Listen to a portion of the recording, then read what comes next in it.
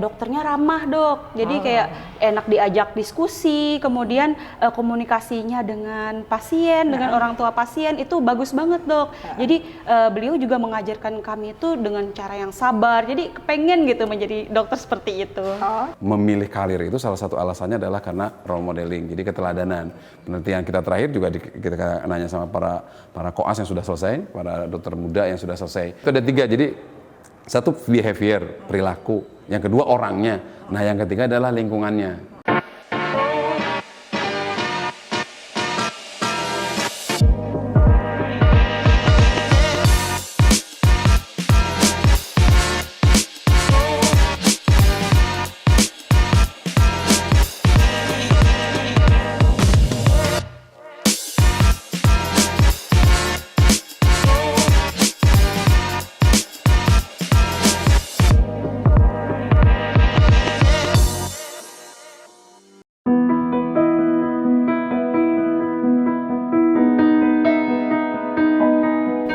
Sepertinya lulus kedokteran itu rasanya campur aduk, senang, lega, tapi penuh tanda tanya. Setelah ini saya mau kemana ya?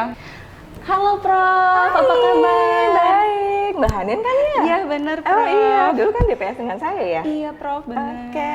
Mbak Hanin sekarang di mana? Masih tinggal tunggu sumpah dokter Prof. Wow, keren banget. Habis sumpah dokter kan harus isip dulu 1 tahun. Oke, setelah itu mandiri dulu. Oke, setelah itu? Saya niatnya pengen ngambil spesialis anak Prof. Oh benar. Iya bener. Bukannya kemarin berat ya di anak ya? Setelah dipikir-pikir ternyata selain suka anak-anak ternyata saya punya alasan yang lebih dari suka anak-anak ternyata Prof. Apa itu?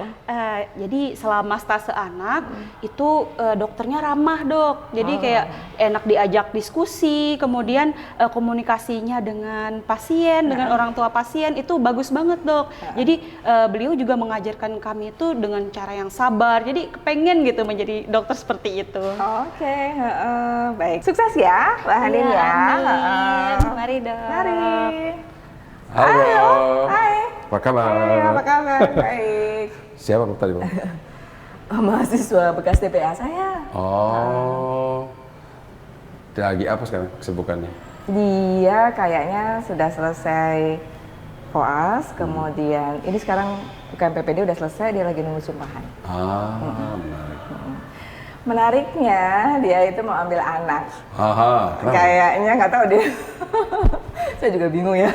Apa karena DPA-nya saya ya? Nggak ya? Nggak mungkin. Mungkin ada biasanya kan kalau memilih karir banyak sih macam alasannya. Karena satu passion, tapi mungkin sisi lain yang sering muncul itu karena ya menemukan role model atau teladan yang menarik buat dia sehingga kemudian memilih jurusan itu gitu loh biasanya. Berarti benar tuh kalau menurut teorinya dan kemarin waktu evaluasi juga itu muncul sih Bro bahwa ketika saya tanya kira-kira nanti kalau mau lanjutin sekolah misalnya ngambil PPDS itu mau ngambil di UGM atau tidak. Nah, kemudian pertanyaan yang berikutnya kira-kira alasannya apa? Nah, salah satu alasannya adalah karena yang melanjutkan itu karena beberapa itu dosennya menginspirasi mereka. Jadi itu ada pengaruhnya berarti ya Pak Yoyo? Sangat Prof. Jadi beberapa itu sudah terbukti sebenarnya di beberapa systematic review penelitian menunjukkan bahwa memilih karir itu salah satu alasannya adalah karena role modeling, jadi keteladanan. Penelitian kita terakhir juga kita nanya sama para koas yang sudah selesai, para dokter muda yang sudah selesai pendidikan profesi juga sama bahwa itu tuh menjadi bahan pertimbangan mereka untuk ketika mereka memilih jalur apakah saya akan meneruskan menjadi dokter. Apa itu salah satunya adalah karena mereka lihat keseharian dari para dokter atau supervisor atau para pembimbing yang menginspirasi mereka. Menurut saya sih wajar ya, karena mereka setiap hari-hari melihat kan pendidikan klinik itu salah satu keunggulannya adalah disitulah mereka melihat seperti apa sih praktek dokter sehari-hari. Sehingga ketika kemudian mereka melihat dokter bagaimana dengan pasien, bagaimana berinteraksi dengan mereka sebagai mahasiswa, nah itu akan sangat mempengaruhi mereka untuk memilih jalur karir yang mereka pilih.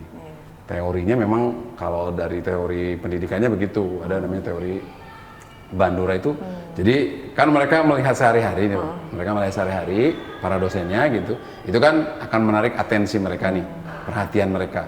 Nah setelah itu, karena mereka juga belajar tuh tentang profesionalisme dokter seperti apa, nah terus jadilah tuh proses berpikir, persepsi gitu, persepsi, sehingga kemudian ketika itu hal itu entah itu positif atau negatif, itu akan menjadi daya ingat mereka, akan terjadi retensi gitu. Nah, ketika sesuatu retensi itu terjadi, kan itu akan berbenturan dengan value-nya mereka juga, nilai-nilai yang mereka yakini juga sebagai peserta didik ya, entah dari nilai dari agama, nilai dari kehidupan keluarga dan sebagainya, sehingga oh yang ini baik nih, layak dicontoh gitu. Nah, ketika itu mereka lihat sesuatu yang dicontoh, mereka akan melakukan. Nah, salah satu alasannya itu kemudian kenapa mereka memilih, karena mereka akan melihat oh ini sesuatu yang baik sesuai dengan value saya, kemudian saya ingin melakukan itu, atau kalau istilah teorinya reproduction lah gitu. Jadi mereka mengulang apa yang dilakukan. Ketika itu nyaman, itu akan memotivasi mereka untuk melanjutkan perilaku itu. Nah, salah satunya motivasi itu adalah memilih karir. Ya walaupun kemudian untuk menentukan bahwa itu akan menjadi pilihan dia akan misalnya dia menyukai inspirasinya Prof. Egi gitu. Nah, kemudian akan memilih itu sebagai figur yang akan dia ikuti atau tidak. Itu ada pengaruh yang lainnya. Yang itu sebenarnya yang ingin saya diskusikan dengan Prof. Egi untuk di rotasi klinik kita, Prof. Karena kan ada 3 nih aspek yang mempengaruhi kemudian apakah itu akan memilih dilanjutkan menjadi teladannya atau tidak. Itu ada 3. Jadi satu behavior, perilaku, yang kedua orangnya, nah yang ketiga adalah lingkungannya. Nah saya itu pengen sebenarnya kalau kita di salah satu program di rotasi klinik itu adalah ini pengembangan bagaimana menjadikan para pembimbing klinik itu menjadi role model. Karena ketika 3 ini tidak jalan, hal yang tadi yang positif dilihat, entah negatif juga dilihat, itu bisa berperang dan ini sangat menentukan 3 aspek ini, Pak. Kalau mereka pengen kalau melanjutkan. untuk cuma satu aspek membentuk pribadi pengajar atau dosennya itu cuma satu aspek aja ya. Iya. Karena lingkungan itu kan sebenarnya sangat pengaruh, Pak Yoyo. Kita tuh kalau di rumah sakit itu kan akan sulit sekali punya suatu kondisi yang ideal, gitu ya. Jadi kadang-kadang kita sedang capek, terus kemudian kita agak marah gitu tuh kan keluar ya. Betul, Betul. Tapi memang harus seperti itu ya, karena itu yang alamiahnya seperti itu ya, Pak. Jadi kalau pendekatannya nanti kalau kita pengen bikin program pengembangan keteladanan dosen ini, 3 itu harus diperhatikan dan kita harus melaluinya 2, Prof. Jadi satu melalui kurikulum, pendekatan kurikulum, satu lagi melalui pendekatan dosennya. Nah, kurikulum itu karena tadi behavior, person ini berarti mulai dari kita harus membuat program, entah pelatihan, entah workshop, entah webinar, entah seminar yang mengingatkan behavior tentang perilaku positif yang harusnya dilakukan oleh para dosen. Jadi kita harus punya program itu, faculty development program lah namanya, pengembangan dosen. Ya, termasuk salah satunya tentang bagaimana menjadi keteladanan. Nah, keteladanan itu kan ada 3 aspek. Dia teladan sebagai seorang dokter, interaksi dengan pasien, yang tadi disebutkan oleh Mbak Anin tadi, karena bagaimana dengan pasien. Yang kedua adalah bagaimana mereka berinteraksi dengan mahasiswa. Itulah kenapa kita ada pelatihan pembimbing klinik juga itu, karena mengajar itu sangat menentukan bagi para mahasiswa, menentukan karir. Bahkan di antara 3 aspeknya, satunya kan pribadi. Di antara 3 aspek ini yang paling menentukan justru adalah bagaimana mereka mengajar. Dan ini make sense sih menurut saya, Prof. Karena kan kalau misalnya dari sisi interaksi dengan pasien, nah dia kan dokter muda, mahasiswa, peserta didik, even residen juga sama peserta didik. Jadi kalau mau melihat Prof. Egi ini bagaimana interaksi dengan pasien, terapinya tepat atau tidak tepat, tindakannya tidak tepat, kan perlu pembelajaran lanjut ya, karena itu terkait dengan konten. Kedua, yang terkait dengan pribadi, lah ketemu Prof. Egi saya aja bertemu Prof. Egi kan paling sering di sini di kampus ya, walaupun kita beberapa kali ketemu di luar kampus. Tapi kan lebih seringnya di sini. Jadi seperti apa Prof. Egi seharian kan juga ya kita tahunya ketika di kampus. Nah, maka di antara 3 ini berdasarkan sistematik review yang paling menentukan yang kedua yang ketiga ini, yaitu bagaimana dosen itu mengajar. Itulah kenapa pelatihan pembimbing klinik menjadi penting. Tapi tadi itu karena itu baru mengajar, maka baru individu, maka masih ada yang lainnya. Nah, yang kedua person. Nah, itu pentingnya, Prof, kalau untuk memilih dosen. Ketika rekrutmen itu menjadi penting, latar belakang, rekam jejak, karena kalau kita mengkampanyekan program, bikin program, tapi personnya adalah yang memang rekam jejaknya juga tidak tepat, dia person yang salah, itu juga tidak tepat. Nah, yang ketiga tadi, Prof. Egi sudah menyinggung environment. Jadi kita dari sisi kurikulum harus menciptakan lingkungan yang ya kalau sekarang istilahnya kerennya adalah psychological safety gitu, lingkungan yang aman secara psikologis, tapi juga lingkungan yang mendorong para dosen itu juga untuk berperilaku profesional atau menjadi role model yang baik. Prof Egi tadi sudah bilang, kalau capek, ditekan, dikasih target-target yang tiada realistis, waktunya mepet dan sebagainya, lelah dan sebagainya, kan yang tadinya mau bersikap baik pun ujungnya kan yang sering banyak kita dengar, jadi marah-marah, susah ditemui. Padahal harusnya nggak gitu sebenarnya, itu bukan sikap dokternya sebenarnya. Betul. Bukan pribadinya seperti itu, tapi kan karena lingkungannya. Tapi kalau salah milih tadi yang person, kita seleksinya yang tidak tepat karena alasan yang lain yang bukan karena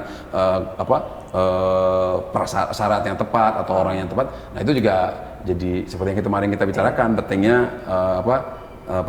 komitmen, rekam jejak dan juga kriteria yang tepat. Nah tapi ketika itu tepat, itu juga tetap tidak mungkin akan jadi buruk kalau kita tidak menciptakan lingkungan yang tepat.